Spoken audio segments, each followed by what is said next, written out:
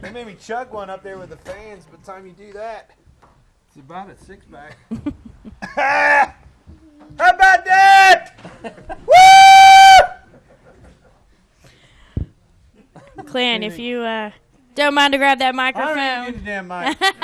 And give us your thoughts on returning to victory lane, especially here in Martinsville. I'll be damned. Man, I'm telling you, just everything. Thinking back over the years, and this is the place. I mean, clear back to 2012. Like, I'd sucked here. And 2012, we Ryan Patty came up with a short track car, and things started to get better. We got close so many times. I made a mistake and wrecked that Jeff Gordon guy and Jimmy Johnson, whoever the hell that is, and really, really screwed up and pissed a lot of people off. And to be able to learn from all those mistakes and then get the opportunity to be at Stewart-Haas Racing, to line up next to my old teammate Kevin Harvick, a champion of the sport, Kurt Busch, a champion of the sport, the welcomed addition of Eric Amarola, to see it all, to learn from our mistakes last year. This was one of our best tracks last year. Mike has had a good Booga. Can we call you Booga? Booger Agovich. It's okay, I did. I'm going to say it once, but it's a hey, hard Clint, name. sorry to interrupt you. If you could just grab that microphone. Yeah. And it's starting to, you slur it after a couple beers. That's what happens. But Hey, Clint, sorry to interrupt. If you could grab that microphone, we All actually right, can't this hear is you. official. Thank That's you. why I didn't want to put it Sorry. on there, because I was We afraid it need would the be audio, official. so I apologize. So to have his setup, Tony was always really good here. And he kind of led the charge to the short track program for Martinsville. We had a good test here with the 4-car last year, and Kevin's always been good here. But ever since I got in this 14 car, this was the one track that I remember last year was like, I think we could be better there, with some adjustments and some good fortune in getting that track position. I think this is a track that we could win at. Fast forward to this year, everything that we've learned last year, there's no question. All you guys was hard on us last year. That we learned a lot. I learned a lot about myself. And Boog and I, we fought a lot. Well, there's no question. We fought a lot, but there was no questioning the passion that either one of us had. The desire to get my old ass back in victory lane was there. And, we had conversations over the off season, and then slowly but surely, all of a sudden you start getting confidence in one another, and you can feel it through Atlanta, a good run there. But it's hard to watch your teammates, whether it's Kevin as a driver or Rodney as a crew chief on his side. It's hard to see your counterparts have all that success and to be able to we had a good run, but it's still fuels that fire, and it can either be a detriment or a positive attraction. And for us, it just made us want to get to victory lane. And then all of a sudden this opportunity comes. Martinsville again unloaded a good car, unloaded 4 fast cars. Make no mistake, all 4 Stewart-Haas cars have been good all year long. Kevin led that charge with 3 races in a row. But we've been steady Eddie with our 14 car and the things that I've always been accustomed to. Consistency and things like that are starting to see, knowing our strengths, knowing our weaknesses from last year, focusing on those weaknesses, and then all of a sudden it starts clicking and putting things together, and you have those conversations, you feel confidence. When Mike talks, I feel like he has confidence in me, and then when I talk, somehow, for some reason, I think he's starting to have some confidence in me. So those are the positive things that start happening, and really, truly, success and results are the only one the thing that can fix that. And I told this little turd right here, I mean, really, it's the one thing that I don't have. I have these pictures. I don't know why. My best friend was here all week long, and I knew he was coming. I've had all these pictures. I'm just replaying all this that's happened. You have all the time you need. No, in my office, I have all these pictures that I've always just leaned up against a wall that you accumulate over the years. And next thing you know, it's been 12, 13 years over time. And I was like, I'm tired of it. I'm going to hang all these up. And it's the one thing that I don't do. You never think about the past, and you never focus on anything. And I didn't want to put a Victory Lane picture up on my wall, but it was like, hell, it's the only one I got, and it's been leaning up against the wall at the bottom of it for 6-7 years. Our Dirt Late Model Championship, that plaque and all those pictures from that deal was leaning up against the wall. I started to put all these things together and starting to reflect on this. And the one thing that's always missing is a picture with him, and that's where it changes your thought process and your reasoning for racing. A lot of people want to think about these kids as being a distraction, to drivers and to athletes. Halloween athletes, we got power steering, but to drivers and things like that, you start to think about what really matters in life. And the one thing that I didn't want him to go through life as is not to know what this was all about. So to be able to have us our Victory Lane and have his number one in Victory Lane, that's pretty cool, wasn't it? But I mean, it was just something felt right about today. Our weekend, all 4 cars were fast. I followed Eric in practice, and I was like, man, I told Mike, I was like, that 10 car's as good as we are. No questions asked. He was really strong. Wasn't catching him, any way, shape, or form. And I knew that he was going to have a good race. The 4 car was fast. Kurt's always fast here. And then driving up here this morning, my wife and I were listening to 90s country and jamming out on that. And it was just, I don't know why, it just felt right. We even had you getting after it on 90s country, which surprised me. But and then to fast forward here to make sure that it happened at this track, I'm just telling you, it meant a lot to me to be able to put it all together at this track, because it's one that I feel like I've lost way more than I've ever gained here. And I wanted that damn clock. How are we going to get it home? What do you do? I'm going to ratchet strap it to the. But we drove my wife's SUV. We're going to be the Clampetts with our trophy ratchet strapped to the roof of the SUV. But it's coming home. Yes! And you forgot to mention that Kansas made the Final Four. Yes, I saw. Bob, did you watch that? I saw you. I was following you on Twitter, and every picture Jenner posted was you watching Twitter instead of the damn game, Bob. That's sad. Come on. Every now and then you got to let go of your job and enjoy the moment. And that's what I did last night as they won that. He's gone. That's the attention span I have right there. I got it. All right, we're going to go upstairs real quick. Do we have any questions in the press box first? Okay. All right. Hey, Clint, we got one up here. Okay. Clint, this is Aaron McFarling with the Roanoke Times. How close were you to having to pit under green, and how much of a relief was that caution late there? Yeah, that was a tidbit of information that came last after that pit stop. I could tell by his demeanor he didn't want to tell me that. And I didn't want to hear it. I was like, oh, my God. I was wondering how we was going to lose this race, and that's going to be how we're going to lose it. But, man, I don't know why it just felt right. Today was going to be our day. I had that confidence going into the race, and Mike had good confidence in his strategy. He freed the car up more than I thought he was going to for the race. And over the years, you start this race and you're too tight, and we're whining about too tight, and you always free up throughout this race. He made a good call before today's event and freed the car up. And I was too loose starting the race, but the track came to us. Our strategy came to us. And the guys, let me tell you something. We've had a little bit of trouble in pit road, as we've learned this new process and things. Those guys put it all together today when the time counted. When we put them on their marks. You come in leading. Those guys got a lot of pressure on them, no different than anybody else on the team, and they answered that call as good as anybody and put us out in the lead, and that's what won us the race.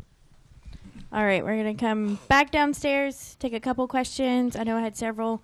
So, all right, we'll start with Mark. Oh, yeah, start right here. That's perfect. Dale McFadden with NBC Sports.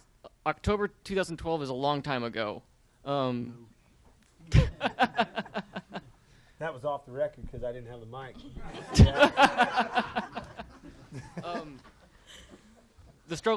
Your struggles since then are well documented.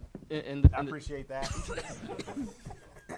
In the 6 years since then, whether it was a race or a wreck or some small thing that happened in a race, what did you consider to be your low point? Where you thought maybe you might not. That's all measured different, but I think somebody said they in my interview, it was like 6 years is 6 second place finishes, and I haven't won as many races as I needed to, but I've always been consistent, and that was always put myself in position to have a shot at winning the championship at the end of the year. I finished second. Had a lot of success in this sport and being able to shine at the end of the year when the time's right for everybody involved. And over the last few years, I haven't been able to put all that together.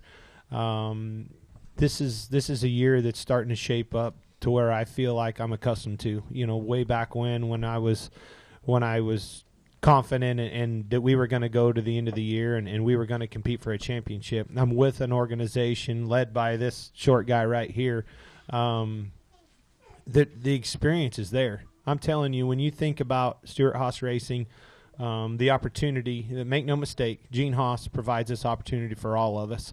He was the first person that called me in victory lane. You see that man wants success on the racetrack. He uses motorsports as a platform for his business. That's something that's important to all of us, as we're grasping for partnerships and everything else on these race cars.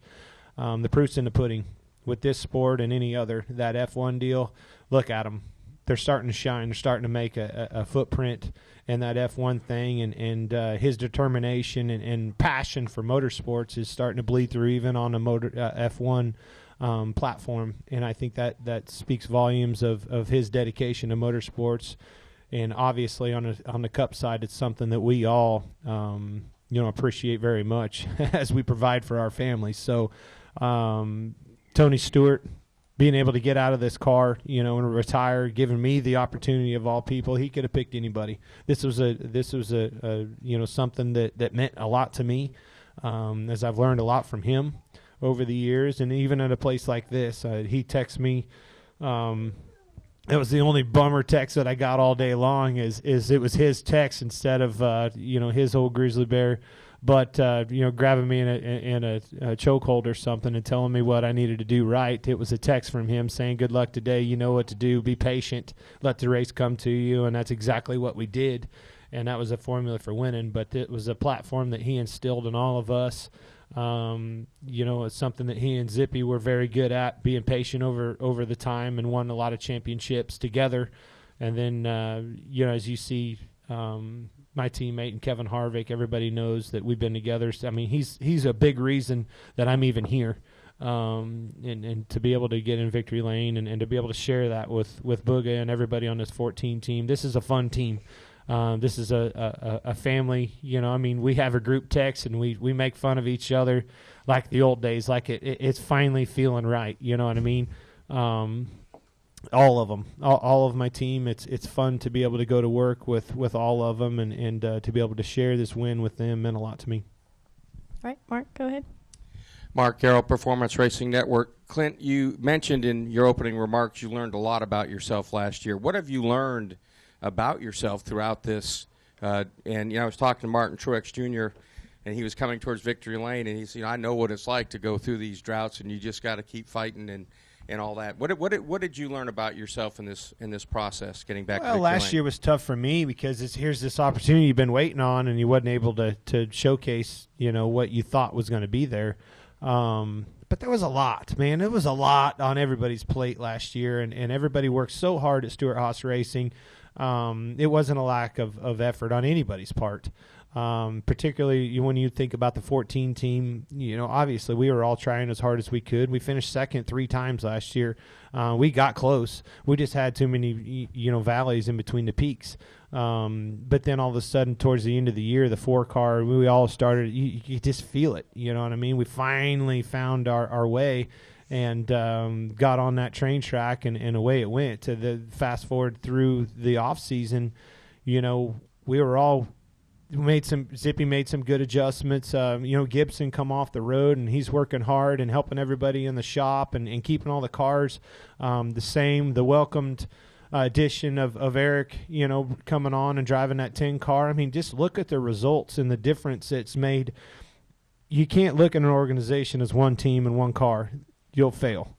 Now you're starting to see 4 cars running well week in and week out in the points. Every single race, every single lap, you look over and you see the Stewart Haas cars. That's the way it needs to be successful all across the board at an organization, and that's what I see at Stewart Haas. You ever have any doubts? Hell yes. Yes, it was pretty dark for a few times, when. That was a year. All right, let's come up front. If I can have a microphone up front by chance. Couple questions on the front row. Okay. Bob, Dustin, Jim, go ahead. Dustin Long, NBC Sports. A couple questions. One for Mike is, can you explain what happened with the fuel situation, how close you guys were going to have to come in? And we're running out of cord. And Clint, can you just – I know you talked about being able to have family, and that was something special. Yeah. But what did you miss with not having to have won in that period as being such a competitor that you are? What is it that somebody like that misses by not winning in that? He knows my attention span. If I don't answer right now, I will forget what you asked. What you miss is that opportunity. I mean, it's been a long time since I've won, and I know that. I mean, everybody that follows this sport, you guys follow this sport, and so proud of all of you guys. I mean, I never have to wonder anymore because of the power of social media or anything else, right, wrong, or indifferent. You never have to wonder what's going on in our sport, what somebody's doing, what somebody's thinking, what somebody's working on, the weather, anything. There's nothing that you guys don't cover within this sport accurately and on time. So you guys answer that call, and you remind me that I haven't won in a long time. So that is something that I've missed. I mean, it's that confidence that I don't know what it is about being in victory lane and sharing that. But that's that burden that's been haunting me for a long time. It's finally off your back, and you can finally have confidence knowing that you're a winner again. Yeah, and to answer your question about the fuel situation, he was right. I was kind of apprehensive at how much I wanted to share it with the day we were having. But, in some senses, you look at this track versus others, and there's definitely other places out there. It could have been way more detrimental. We were about 3 gallons short, roughly, and I think that, that puts us about 125 laps into a run. Competition's running 160 laps. I feel like if I started to pit, they were going to kind of come with us. So we were planning to run it to the end, till we were just about out of fuel and come down and pit and hope that we didn't get caught with a caution or something, but that it would pull everybody else down. All right. Bob or Jim? Bob Hawkers, ESPN. If I told you that Kansas was going to win and go to the Final Four, that you were going to win this weekend, which would you have believed more? How about them old Kansas boys, huh? It was a good weekend to be a Kansan. Let me tell you something. I tested my heart last night. Watching them, I thought they just gave this away. With that 7-point lead, you get cocky. And my best friend's a K-Stater, and I was trying to – he was here all week long, and I was trying to help him cheer for the K-Staters. And then they lost. He didn't do a very good job helping me celebrate for KU, but nonetheless, the old Kansas boys won, and it was a good weekend to be a Kansan, that's for sure. I can't go to the – when is it? It's this weekend, right? Honey, it's Monday. To go to the Hey, babe. I mean, this is a positive thing. Can I ride this wave of momentum and make it? It's KU. There's sound like there's no chance that that's going to happen. I had my best friend and their 2 kids here for a week, 7 days, and she enlightened me that was a lot on her plate. So I'd say that. Yeah, I'm going to be watching in my basement. But you're welcome to come, Bob. But leave your damn phone in the truck. All right, Jim, go ahead. Jim Utter, motorsport.com. you've talked about the pressure a lot. Which was worse, the not winning in 190 races, or God, not? Or, really? Yeah. Did you have to say that? Sorry. Or not winning. This is my boss. Yeah. You know what I mean? He knows. or Yeah, not resets. Can't use that anymore. or not winning Zero. once you got in this particular car. Yeah, that's the one that really matters to me. Is finally got lined back up with not only race winning, a race winning team and a race winning organization, but a championship winning team and a championship winning organization. That's where the frustration started to set in, and the worry, man. That's when you start panicking. And I'm not going to lie, and I mean that's everybody knows. Last year that was a lot of panic on my behalf, on Mike's behalf, everybody's behalf. I mean, we're expected to perform. We've got this opportunity, and we just couldn't, put it all together. I'm telling you, this year, racing's fun again. I wish I could show you my text message to Tony Stewart this morning. He told me and all the things that I needed to do, and he knows my demeanor and everything else. The normal Tony Stewart text to me, and I told him, I'm like, don't worry about it. This SHIT is fun again, and that's what I told him. You know what I mean? And our cars are good. All 4 cars are good, and you're going to have a good shot at winning this race today and having a grandfather clock. But that one is coming to my house. All right, we'll go one more question up here, and then we're going to go back upstairs. Go ahead. John Haverland with ESPN Albuquerque. So obviously you're going to probably party the night away and have a good... I was thinking about going to bed. Well, you got that is a lie. You got the off weekend coming up. I'm going to the hospital. That would be a safer measure for me right now. Yeah. Jump in whatever ambulance is still here and tell them to just beg them to take me to the hospital. Okay, well, when that's all over, when do you put your head back down and, go to work? Okay, I got the win, but, this isn't enough. I need to keep pushing. How soon will that set in for you, do you think? Thank God there's an off weekend. That's exactly a good point. Do we have to go to Texas? That's the thing is somehow, someway we got to get wrangled back up and go to Texas. There's not a whole lot. I mean, we can win there, but, we got to start focusing on, hey, we're in the chase. It's been a long time. We're in the chase. We're in not to mention it's fun. I'm not lying what I text Tony Stewart. This is good times. This is fun to be in this equipment. It's fun to be alongside our teammates. I appreciate this opportunity more than it's hard to say. You know what I mean? Everybody knows me, that knows that I have fun and run my mouth and goofy and everything else. But I do appreciate this opportunity and appreciate the army of people that make this possible for all of us. All right, we're going to go back upstairs to the press box, and then we'll come right back downstairs. Questions? Congratulations, gentlemen. I've got a question for Mike and Clint. Clint, what made you think of Lakeside? Nothing for you. What did she say? Zippy needs a question, by the way. Just coming. All right. What did she ask? What made you think of Lakeside? I know you were talking about your brother on the backstretch. I'm telling you, off of turn 4 at Lakeside Speedway, it was always that way. I mean, he's a large kid.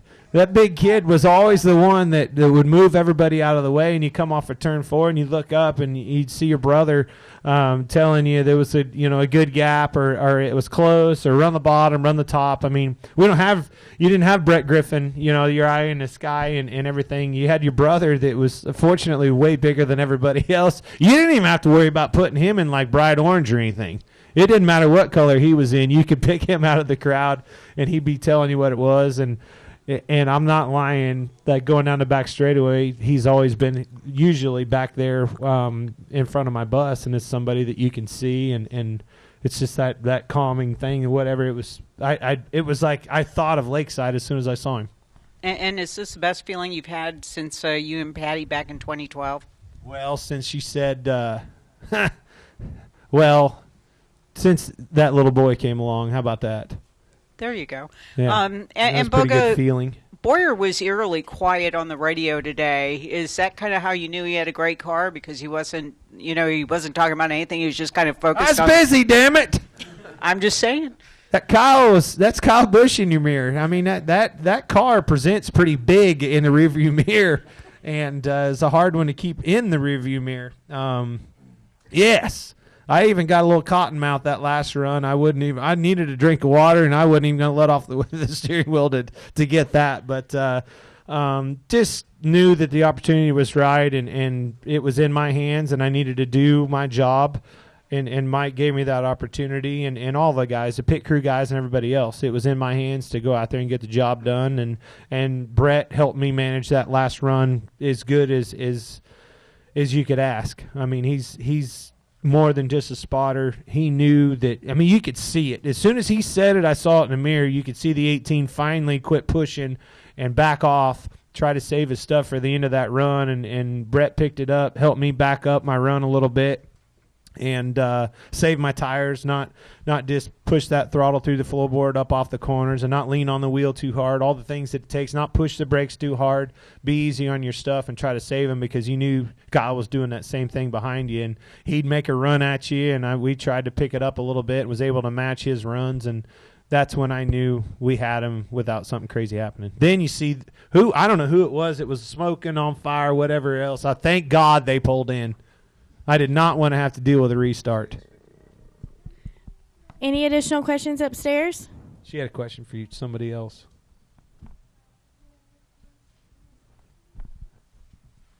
Zippy's here all night if you guys would like to ask him anything. All right. We're going to take our final question from Kelly. Go ahead, Kelly.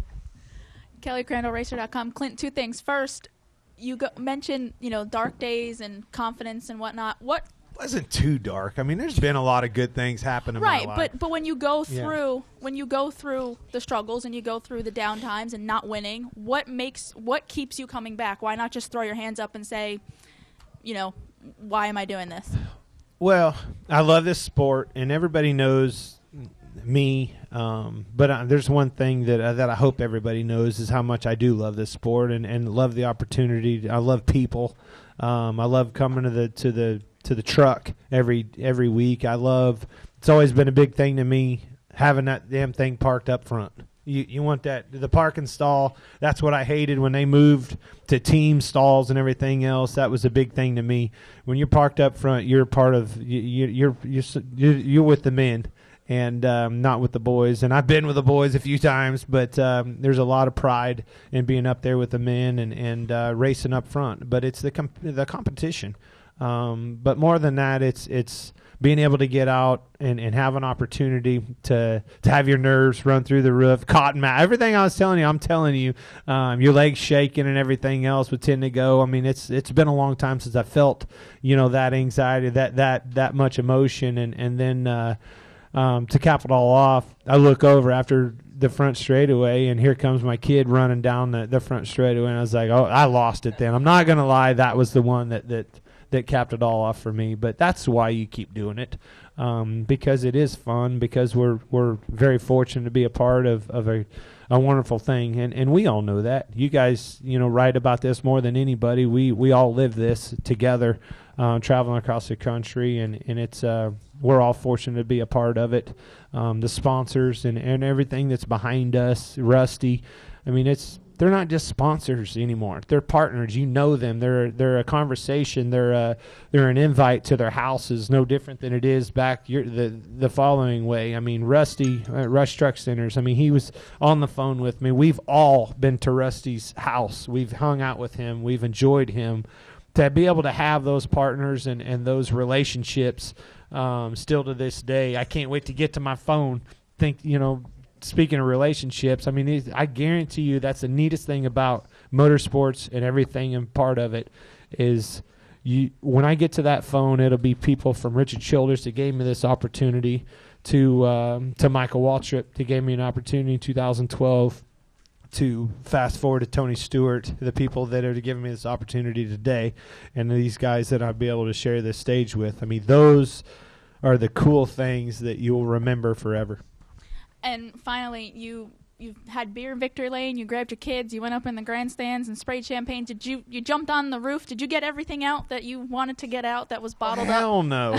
But it ain't even So dark what's yet. the rest of the night look But I like? will say, Harvick's beers, there's no way his little skinny ass could. These are stovepipes. You can't just. The lady right there, she's like, will you chug that for NASCAR.com? It's a damn stovepipe. I've been drinking a long time. Ain't nobody can chug a stovepipe and give an interview afterwards. All right. Congratulations. Booger will, but he's an IPA guy. College boys. I don't know. Thank you, guys. Congratulations again.